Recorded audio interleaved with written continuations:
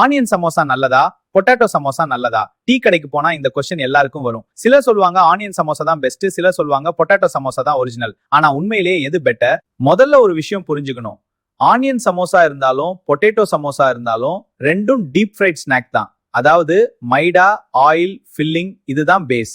Potato samosa பத்தி பார்ப்போம்.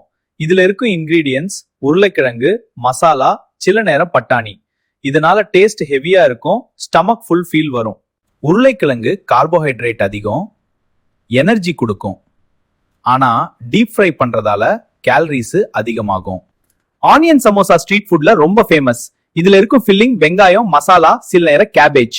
வெங்காயத்துல antioxidants, சில விட்டமின்ஸ் இருக்கும். ஆனா சமோசா டீப் ஃப்ரை பண்றதால அதுவும் ஹெல்தி ஸ்நாக் ஆகாது.